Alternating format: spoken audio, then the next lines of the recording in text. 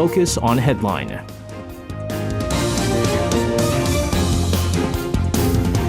And let's take a look at what major issues are making the headlines today on Focus on Headline. For this, our Friday reporters join us in the studio, Kwon-soa and Son Bo-kyung. Guys, welcome back. Good evening. All right, so we are going to start things off. I'm going to just quickly fix your microphone for you, Bo-kyung. Bill defining how much the U.S. will be spending on defense costs for the fiscal year 2023. This has been endorsed. It states that the country will maintain its level of troops stationed here in South Korea. So let's get the details of this.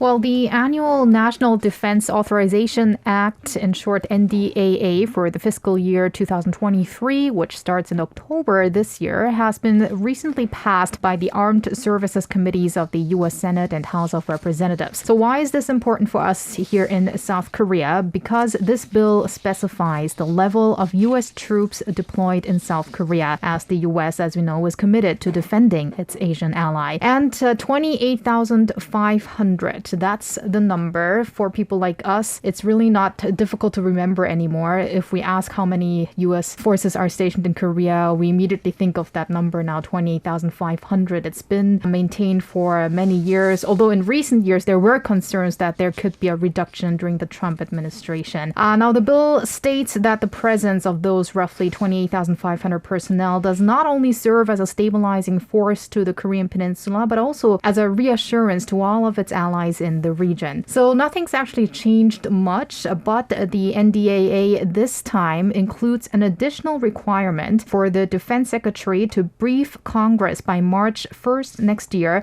on long-term security commitments to South Korea. And this is based on an agreement made by Presidents Yoon Suk-yeol and Joe Biden last month during their summit. And what this briefing entails is measures to strengthen expansionary deterrence against North Korea's nuclear threat and to bolster South Korea-U.S. combined defense posture, also the scale of joint military exercises on and around the peninsula, and efforts to counter threats to South Korea's security posed by Russia and China is also included. Now, speaking of Russia and China, in its other amendments, the defense costs, the defense budget includes to increase capability to fight major wars against Russia or China, pay raise in the military, and more spending in the U.S. Space Force and Space Command. The U.S. defense budget has been proposed to be increased by $45 billion to a record high of $858 billion, and the defense budget bill will be put to a floor vote before an ultimate amount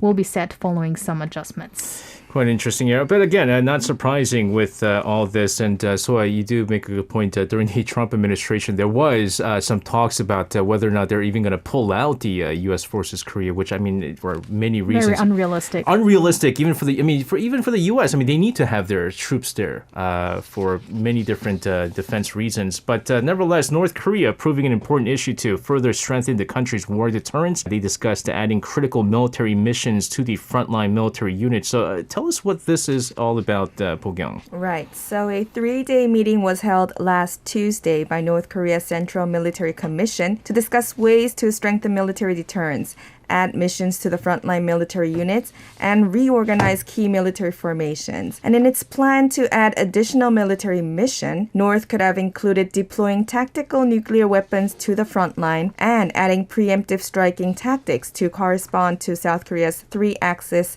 defense system. So according to the Korean Central News Agency, Kim Jong-un ordered to strengthen the country's defense capabilities and decided to bolster the operational duties of its frontline units with an important military action plan. Although KCNA did not elaborate on the plan, which apparently targets South Korea, but reported that Lee Byung-chul, who has been leading the North missile development, was elected as vice chairman of the Central Military Commission. An analyst said that having Park Jong-chul and Lee Byung-chul as the two vice chairmen of the commission, it can be interpreted that Kim Jong-un is committed to beef up the country's defense capabilities. And North Korea's such movement can also be understood as to strengthening the overall discipline of its military, as the country has exposed overall issues of the nation in the face of the COVID-19 pandemic. And KCNA did not specifically mention about the 7th nuclear test, of which we believe the preparation is already done, but related plans could have been approved secretly. Normally, North Korea wouldn't disclose any discussions on its operational plan or mention about adding missions to its military units, so this can be viewed that North Korea could come up with more provocative acts. Yeah, and this was something that we talked about on the show yesterday, saying that there is a reason why this high-level meeting is taking place in North Korea. It could be because they're going to be discussing a wide range of different military issues, and that including a potential 7th nuclear test. But you're right, I mean, it's not like they're going to reveal what they said and then come out on KCNA saying, yeah, we're going to test our nuclear weapons so-and-so and this and that. That's obviously not going to happen. But of course, as we know, what's coming up soon is July 4th, right? Independence Day. And as Victor Cha has noted before, that North Korea certainly likes to hold these major provocations during U.S. holidays. So that's something to look for here. But nevertheless, with all this, what was the Unification Ministry's response? Right. So the spokesperson of the Unification Ministry said that South Korea is following the situation closely. Although North Korea didn't directly mention about the 7th nuclear test, but since the meeting approved adding military missions to the frontline units and changing operational plans, South Korea is working closely with the U.S. to look into all possibilities and be prepared. There you have it. And so ahead of the 72nd anniversary of the outbreak of the Korean War, that is, of course, tomorrow, June 25th, North Korea has resumed anti-U.S. events, which hasn't happened for a while. Tell us more about this. Right. For North Korea, June 25th is also a day they celebrate what could be seen as an anti-American holiday. North Korea's official newspaper, the Nodongshinmun, reported this Friday that North Korean workers have gathered for revenge meetings and also arts exhibitions have been opened. And one picture posted by an article on NK News showed how a U.S. soldier was depicted being crushed by a giant hand, likely to symbolize North Korea. I don't know whether this specific picture was actually from this year's event or years ago. However, this is what those kind of pictures that are being depicted on these exhibitions. And these kinds of anti-U.S. events are taking place for the first time in 5 years. In fact, I looked for images of these events, and they do show workers gathered together in Pyongyang for mass rallies on June 25th in 2017. So it really didn't happen for 5 years, I guess. According to the Nodongshinmun, North Korean laborers vowed, quote, thousand-fold revenge against the U.S. as part of large-scale events to celebrate the so-called Day of Anti-U.S. Struggle. Recently, Pyongyang had declared adherence to the principle of, quote, power for power and head-on contest, with the latest report and the events being in line with that principle. And also the article said the U.S.'s imperialistic hostile nature will never change, adding the North Korean regime must strive for the strongest deterrence against the enemy until the very end. So it seems like there is a shift in North Korea's propaganda strategy. Anti-U.S. events of this kind, as I said, were held in 2017 the last time. So a year before the historic summit between the leaders of the two Koreas, President Moon Jae-in and North Korean leader Kim Jong-un, as well as the meeting between the former U.S. President Donald Trump and Kim Jong-un. So following those events actually came years of censoring and hiding anti-U.S. content. So yes, this year seems to be different. And SJ, you're looking for the picture I was talking about? Yeah, sorry. The whole time you were talking, what I was doing was looking for that painting or artwork. It was actually not this one, but it looks really similar. Oh, so they had another one. So the one that I'm looking at, it doesn't seem like it's a recent one. It was on NK News today. Yeah, I was looking for the NK News website, but they didn't have it. But the picture that I am seeing here is basically like you said. I mean, there's really a giant similar. hand. Yeah. There's a U.S. soldier. And what's funny is they have like the U.S. Capitol in the background, and you have all these missiles that are U.S. made missiles are basically saying that, North Korea is not the nuclear weapons problem. It's the United States who has all these missiles. But, speaking of which, it's interesting that they kind of celebrate this as an anti-American holiday because earlier this week during North Korea Now, we had a chance to speak to James, who's one of the refugees from North Korea. And he said, in the history books, Korean War was started not because North Korea invaded South Korea. It's because the United States invaded North Korea. So that's the reason why. And Soa is showing me a picture of that is exactly the same. Oh, come on. It's really similar, but here this one shows like fire burning. So Soa is showing me a picture. It's literally the same hand and the soldier, except the background's just changed. But I mean, that's come on now. But nevertheless, which shows you how James was saying that a lot of propaganda is used and spread during June 25th, during what we say is the anniversary of the 6-5 war. But yeah, it's interesting how the kind of the view of the Korean War is so different over in North Korea. In the meantime, let's talk about the United States and China clashing over South Korea's participation in the NATO meeting. A lot of us know that with South Korea taking part in this summit, it is going to really upset the Chinese side. But Pogyo, what's going on here? Okay, so the U.S.-led NATO summit, I always say NATO, so it's well, I mean, in Korea, they call it NATO, yeah, so right? I had to write NATO in Korean, sorry. So the U.S.-led NATO summit will be held in Madrid, Spain next Wednesday and Thursday. And some non-member countries from the Indo-Pacific region, including South Korea, Japan, Australia, and New Zealand, are planned to attend the summit. And about that, China has clearly raised its voice on Thursday to oppose the attendance of those countries, saying that the Indo-Pacific region does not belong to the North Atlantic region geographically. The spokesperson of the Chinese Foreign Ministry said in a media briefing that NATO is trying to copy the pattern of bloc confrontation in Europe in the Asia-Pacific region, which is very dangerous and will trigger firm opposition from regional countries. So this was a comment made about the fact that China's growing influence will be discussed during the summit. And in response to that, John Kirby, the U.S. National Security Council coordinator, said that China does not have the authority to veto which meeting South Korea will attend. He said that the summit is not about creating an Asian version of NATO and that NATO is a security alliance among countries in the Atlantic region,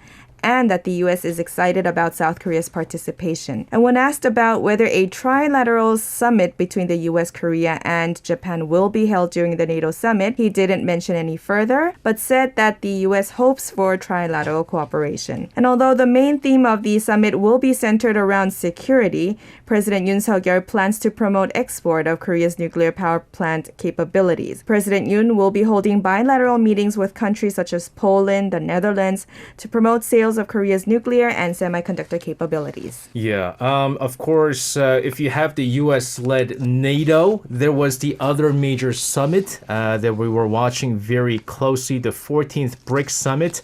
This, again, hosted by China on Thursday, which for Beijing was really an occasion to expand cooperation with its partners amid the challenges posed by the U.S. So, you have more on this.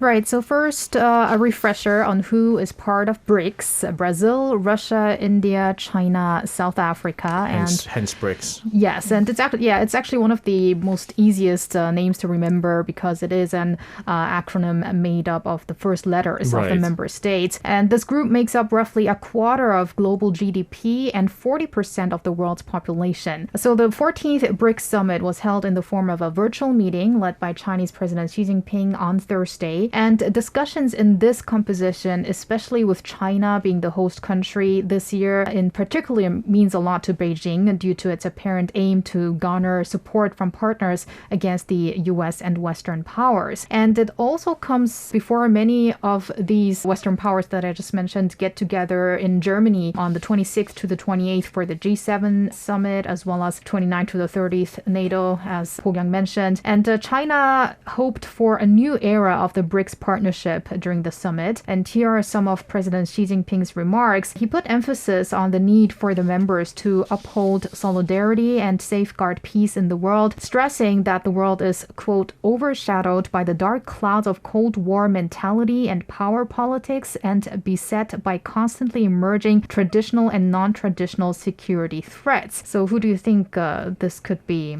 The United States. Yes. And its allies. Yes. I was going to say who he was referring to. And with that, he also added that if more of these, he said that some countries are attempting to expand military alliances and also stoke bloc-based confrontation.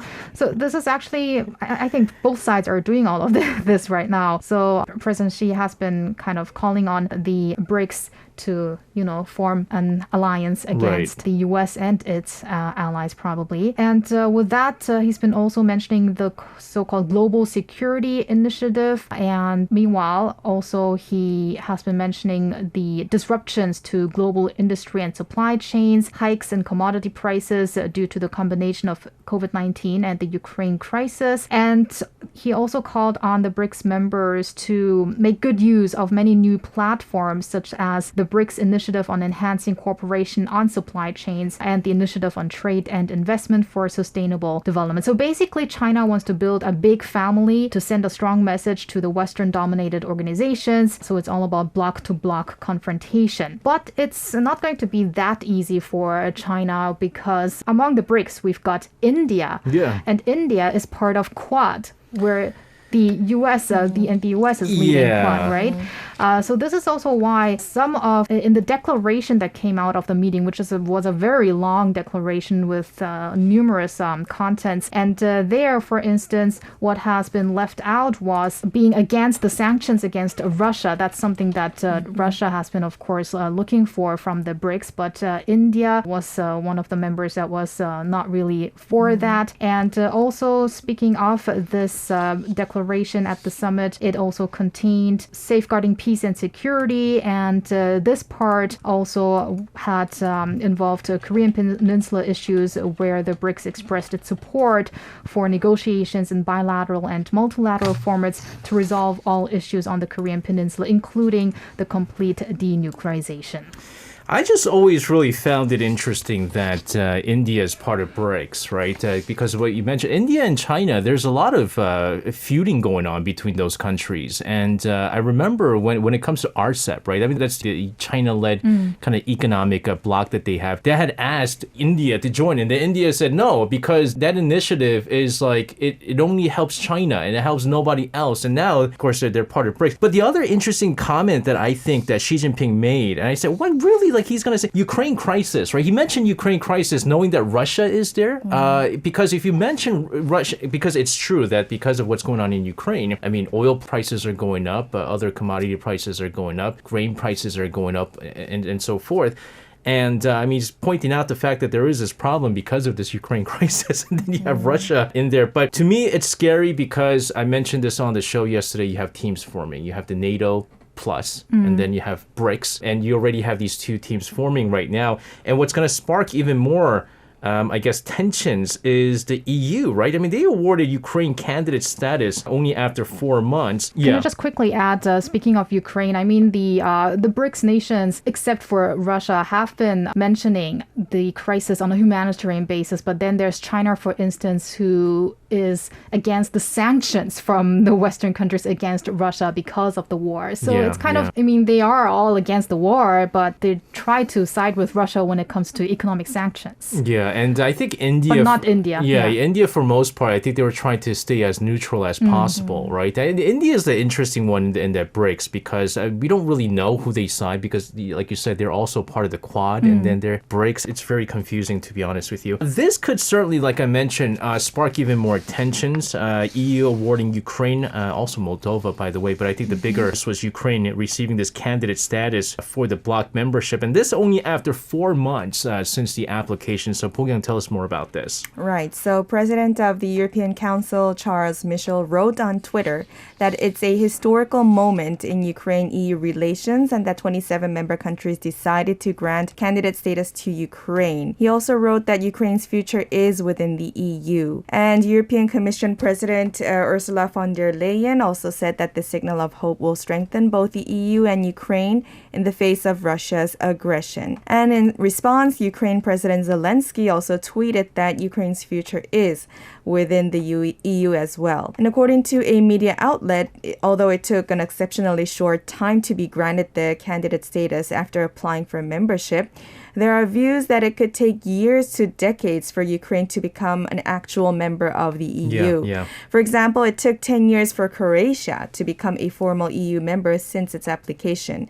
And still countries like Turkey and Serbia are still in the process of going through accession negotiations. So therefore, this decision can be interpreted as a move to send a message of solidarity to Ukraine. Normally, the accession process to the EU includes applications, being granted candidate status, going through formal negotiations, and then being approved of membership. All 26 EU member countries have to agree to initiate the accession negotiations. Now, Ukraine will have to begin conditional reforms to meet the accession criteria in the areas of the rule of law and fighting corruption. Patrick Pierzer, haven't seen you in a really long time. I hope you're doing okay over there in Germany. I chimed in and said other candidates are not amused about the candidate status of Ukraine, especially the Balkan states. And you're right. I believe the other country that came out openly saying that they're against the idea, I think was Turkey, which, they're still waiting for their approval as well. And so it's not one of those things once you get that, the candidacy status and boom,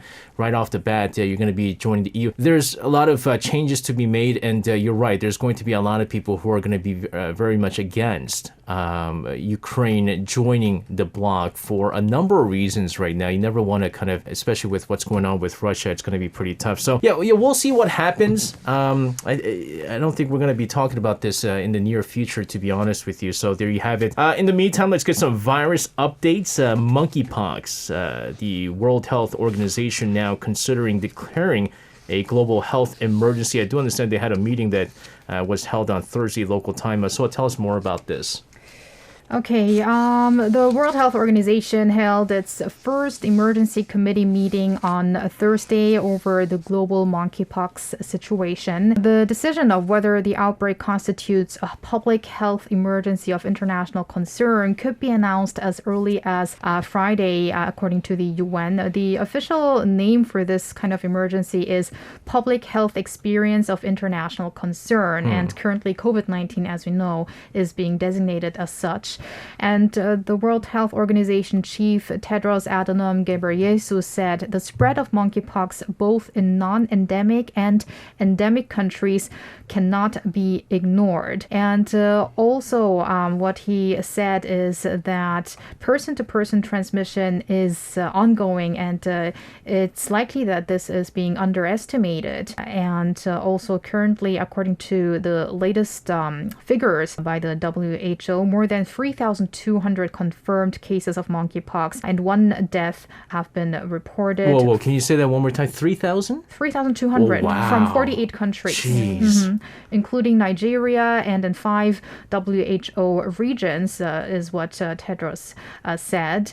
And it has first appeared 6 weeks ago in the UK when the WHO was told of a family cluster of 3 cases without recent travel having taken place. So yes, we will have to wait and see on the decision by the WHO. And we also know that Korea recently also had its first case. I think Pogyong is going to mention more about that. Yeah, there was the initial news was that there was 2 confirmed cases, but now it's said that it is the first, just one confirmed case of the monkeypox case. So Pogyong, kind of remind us once again about this story. Right. So I believe it was already talked about yesterday, but once again, the Korea Disease Control and Prevention Agency said that a South Korean national who returned from Germany earlier this week has tested positive for monkeypox, which is the first confirmed case in the country. The individual was quarantined upon arrival after showing symptoms like a sore throat, rash, fever, and exhaustion. But the thing is, he did pass through the quarantine process at the airport, but later he himself called the KDCA that he was experiencing symptoms. That's how he got to be quarantined. So KDCA said in a media briefing that the country will be sending text messages to those arriving the country and will promote the usage of Q-code system to detect further infections. KDCA also stressed that it is unlikely for the general public to be infected with monkeypox, as it is transmitted through close contact with the infected than through droplets, as is the case of COVID-19. Yeah, when Seoul was talking about how many people so far have been infected, I had to do a double take because I thought it was a mistake for a second there, because the last time I checked, and this is where we kind of get desensitized, right? Because if it's not happening too much within our country, we don't really, look at the bigger picture here. But because the last time I had looked at numbers, and this was about 2 weeks ago, they were saying something like about just over 100 cases of monkeypox, and then all of a sudden 3,000, over 3,000 cases, and just one fatality. But I guess with this now, it's only a matter, especially because now we have less strict measures when it comes to inbound travelers from overseas. We're going to have more overseas travelers, more people, South Korean national, going to different parts of the world and coming back and so forth. So now the concern is there, but should monkeypox be designated as a global health emergency or not? So I'll start us off on this. What's your take on this? I'm not sure what reason there would be to not declare it as a global health emergency. Well, I mean, one thing would be you don't want to spark a panic, right? Yeah. And also, it costs money. Yeah, I was actually going to do some research on that, but my internet wasn't working right now. So let me focus on why I think it should be placed as an emergency. First off, I mean, even the WHO said that there is still uncertainty, but also that the person-to-person transmission could be underestimated. So even during the COVID-19 pandemic, it was kind of late when the WHO had designated it as a pandemic, and we don't want to go through something like that again. And as you mentioned, SJ, the number has been growing faster than we thought. I mean, it's still a very low figure compared to COVID-19. And it's not as transmissible as COVID-19 either. Yes, if you compare it to COVID-19, it might not seem that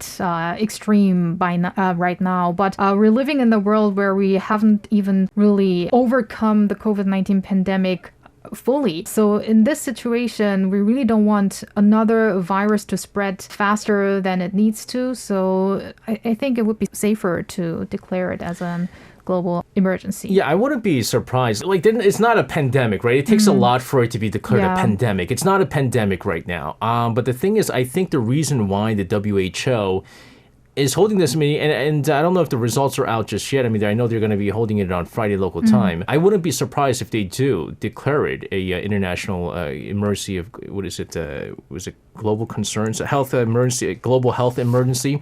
Because one of the criticism, if you remember, that the WHO got during the COVID-19 pandemic was the fact that they declared it a pandemic too late. Yeah.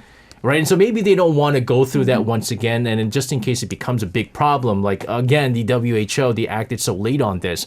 But Pogyang, what about yourself? I mean, you think this should be designated as a global health emergency? Well, I second to Soa's thought. And I think it's always to be better safe than sorry. So we don't really know much of this monkeypox. I almost said chickenpox. It's so similar. Oh, I actually want to add something to that. They are also thinking of changing the name monkeypox. Why? Because is it discriminatory to the monkeys?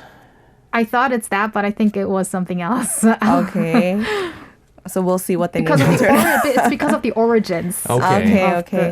If it's really from monkey or not. Yeah, okay. And because we don't know really much about it, and I think, it's important to say that it is a crisis, and so that we can prevent each other, but we need to have some stronger measures for those who are infected so that they will not be infecting others. So I think it is a way to strongly control and manage any outbreaks. So I think it's better safe than sorry. Yeah, and just kind of playing the devil's advocate, right? Soa was kind of asking, I don't understand why they wouldn't, right? And I mean, it's always good to be safer than sorry, like as we always mention. But in this case, because it's not as of a problem like the COVID-19 pandemic, they're saying, when you declare this, there's a lot of different protocols that each country has to go through, which is going to cost money, right? And the other big concern is the fact that if they do decide that they're going to designate this as a global health emergency, the first thing a lot of the countries are going to start doing is kind of try to get the vaccines, right? And the treatments and so forth.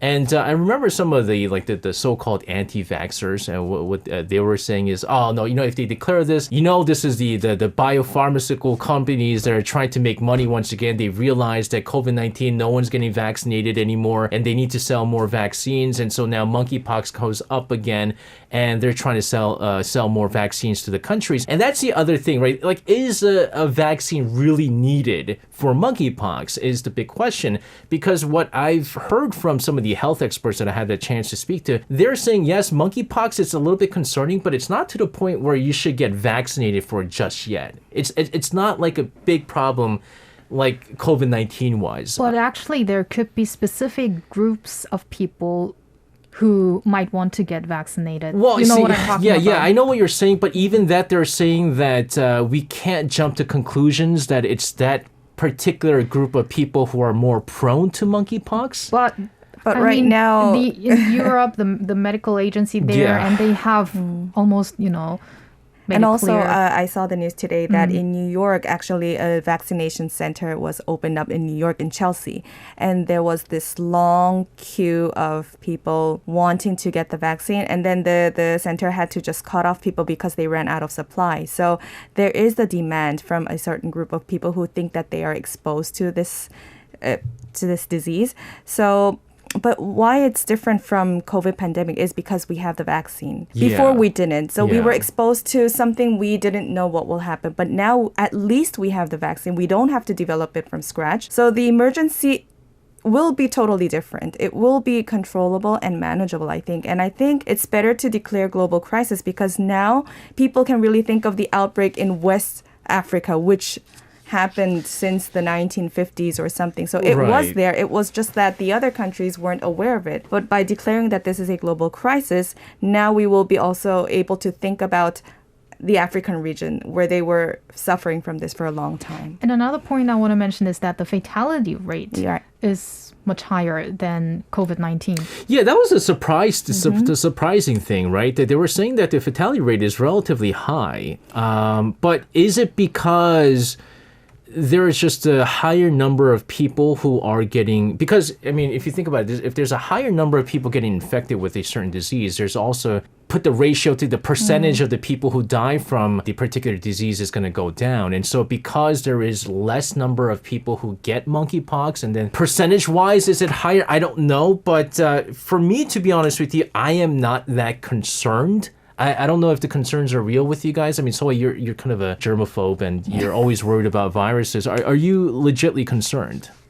To be honest, not yet. Yeah. And Pogyong, yourself as well? Not yet, but who knows? There could be variants. Just like COVID, we didn't know in the beginning. We thought it's just a common cold, but it didn't. It wasn't. Yeah. I mean, I'm going to be talking to health experts in regards to, and then one of the questions that I had was like, so if you've had chicken pox before, are you more immune to monkeypox is a question that I have. Another question is, so if it's not through aerosol, right? Let's say someone with monkeypox had touched, I don't know, this mouse, right? And I touched this mouse. Can you get monkeypox through that? Like, it's skin to skin contact. That's how you get it. And so there's so many questions right now that I'm sure a lot of people have. But So unless those questions are answered, I think it's important to keep it as a global emergency crisis. but if that also leads to more borders kind of closing, or if there's like more restrictions, there's the economic factor and so forth. And we've already had the COVID situation, now this, and then are you going to continue to put more restrictions? So it's probably like yes, more restrictions back in place because I'm a little bit worried. But I don't know. We'll have to see, right? So far, we haven't seen a major issue here in South Korea, and hopefully 3,000. I think that's faster than I thought that it's spreading. Still, we are, talking about the COVID-19 pandemic on a daily basis. Not as much, but nevertheless, we are seeing a significant downward trend in the daily figures here. So No, it's actually, we do not seem to be seeing a significant downward trend. we're not.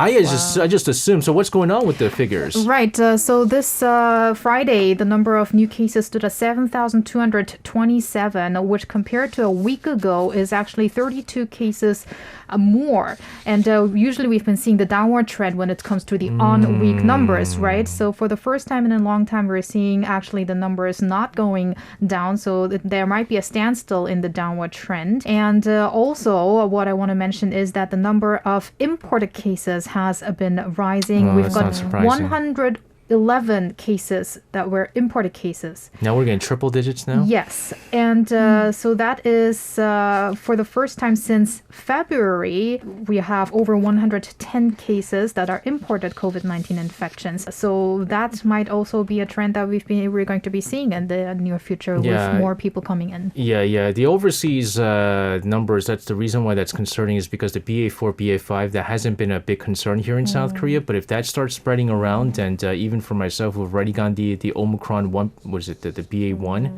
I'm not going to be protected from that anymore. Guys, thank you very much for your report today and your insights on some of these issues. Please stay safe, and we'll see you guys again next week. See you. Have a good weekend. You can listen to Korea Now with me, SJ Lee, by downloading the Arirang Radio application or tune in online by visiting www.arirangradio.com. So make sure you tune in Mondays through Fridays, 6 p.m. to 8 p.m. Korea time.